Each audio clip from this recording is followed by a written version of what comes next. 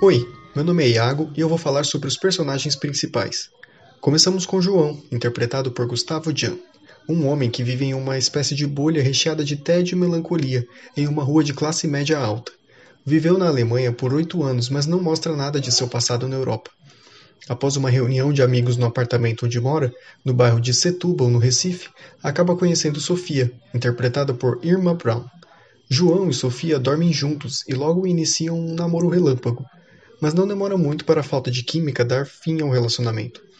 João é neto de Francisco, um senhor de engenho que agora vive na cidade e que, mesmo longe de suas terras, não consegue se desgarrar de sua natureza autoritária. A história também gira em torno de Bia, vivida por Maeve Jenkins.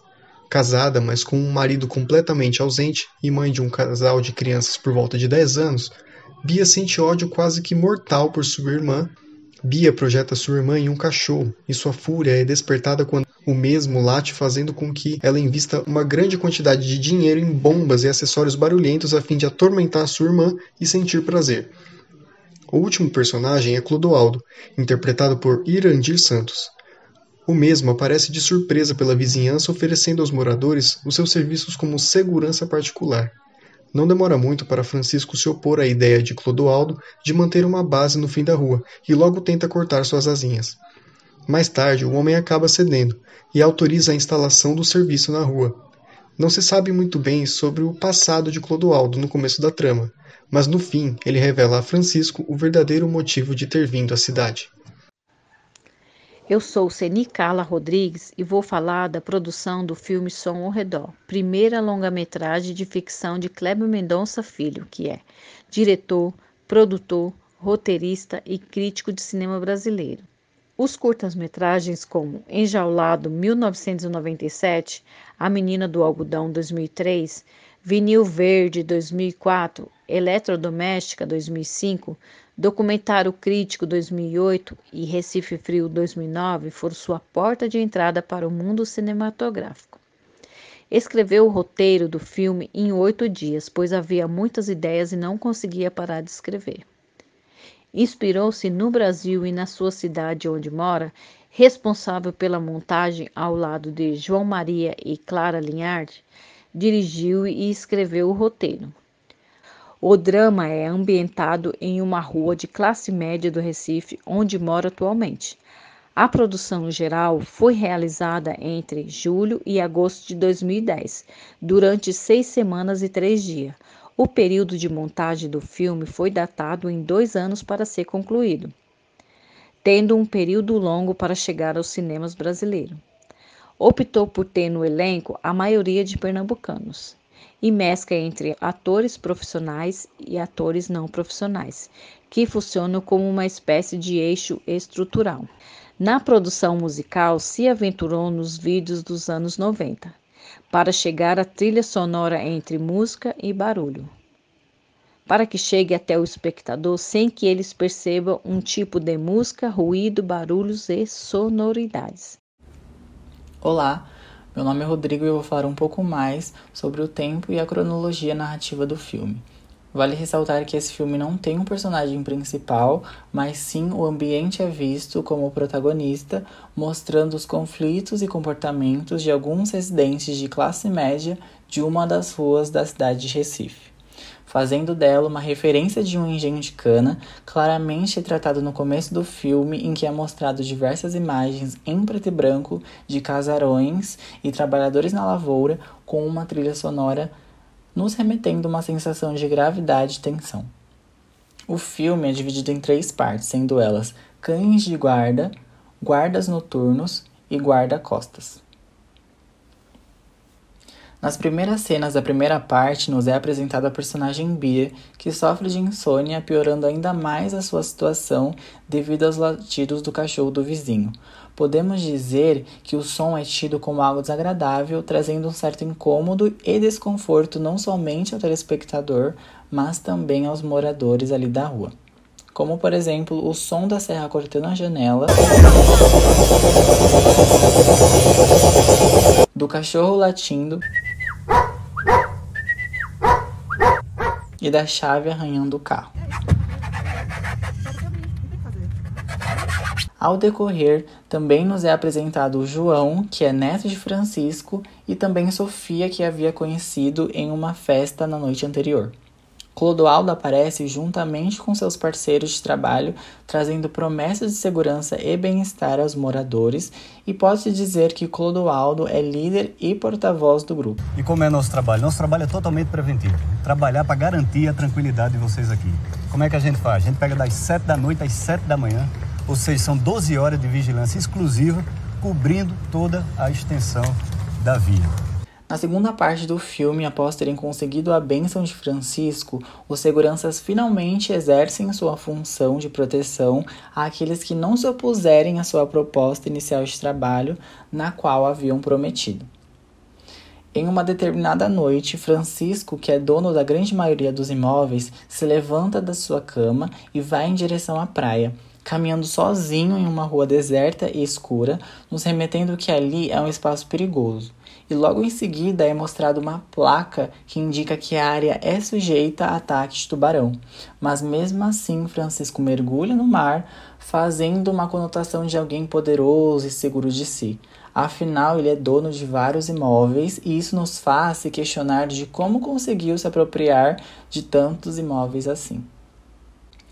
No decorrer do filme, já na terceira parte, vimos uma cena em que a filha de Bia teve um sonho em que pessoas invadem a sua casa roubando determinados objetos. Podemos até comparar com as ações de desapropriação efetuadas por ações de governos e construtoras, de modo que os moradores são convidados a se retirar de suas casas para derrubarem e construírem novos empreendimentos imobiliários.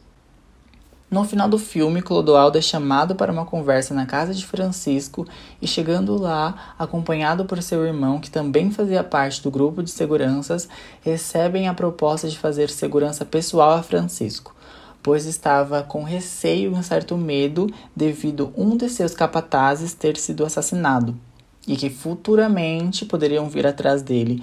Mas o que Francisco e nós, telespectadores, não esperavam é que aparentemente estavam ali para um acerto de contas, pois seu pai havia sido morto em um confronto de delimitação de terras com o Francisco.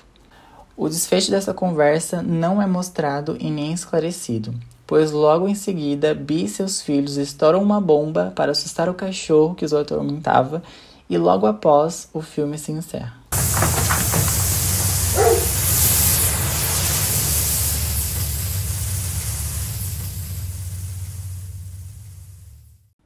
Oi, oi, oi para todos que estiverem assistindo. Aqui quem vos fala é Bruno Martins. Vou falar para vocês agora um pouco sobre as cenas marcantes do filme.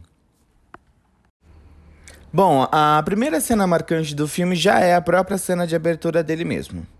Por quê? Porque ela nos leva diretamente para a época das casas de engenho de açúcar e seus escravos, deixando assim uma cama prontíssima para todo o desenvolver do filme.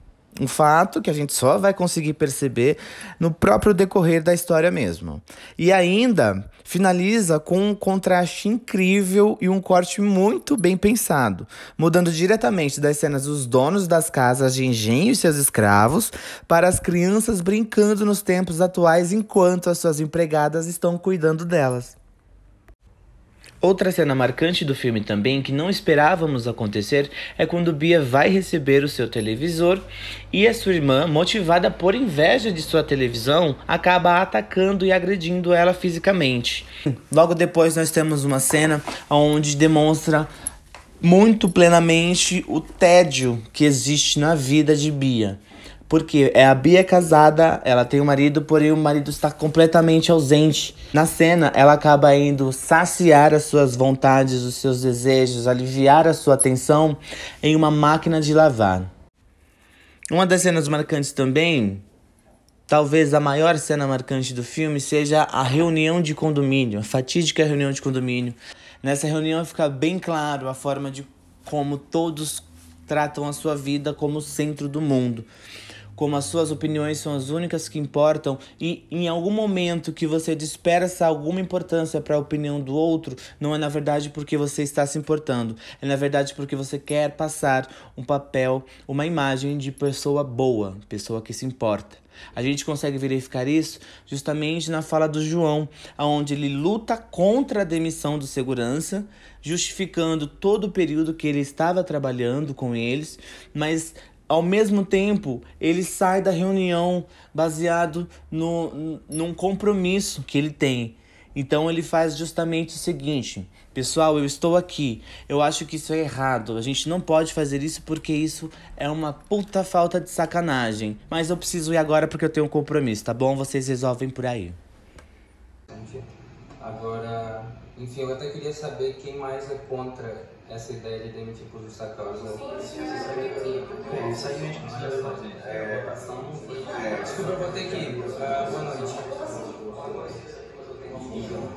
Também conseguimos ver uma cena icônica do filme, a cena mais icônica do filme, onde os três estão tomando um banho numa cachoeira. Enquanto a água cai nas costas de João, a água se torna vermelha como sangue, representando claramente todo o sangue que já foi derramado, não só por Francisco como senhor de engenho, mas como todos os senhores de engenhos da história do Brasil. Uma sequência de cenas marcantes que vai resumir e definir o final do filme é quando Francisco chama Clodoaldo e Cláudio para conversar. Durante a conversa onde Francisco está pedindo para Clodoaldo e Cláudio serem o seu segurança, os fatos começam a ser revelados, de forma sucinta e não objetiva, não tão objetiva, como todos os acontecimentos do filme. Não existe uma necessidade de dar um término, finalizar e fechar, amarrar um nó. Nesse momento, os três levantam abruptamente e a cena se interrompe ali. Não vamos ter uma resolução, não vamos ver uma resolução imageticamente falando. Nesse exato momento, a cena corta para a Bia, onde ela está acendendo algumas bombas com sua família. Isso significa, imageticamente falando, um tiroteio. Pelos barulhos, pelo som ao redor, nós conseguiremos entender que corta a cena de Clodoaldo com Francisco e Cláudio para a cena de Bia acendendo as bombas. E o barulho que elas vão fazer vão remeter a um tiroteio. O que nós não vamos conseguir ver na cena do Francisco e Clodoaldo, mas que sabemos que vai acontecer, que está acontecendo.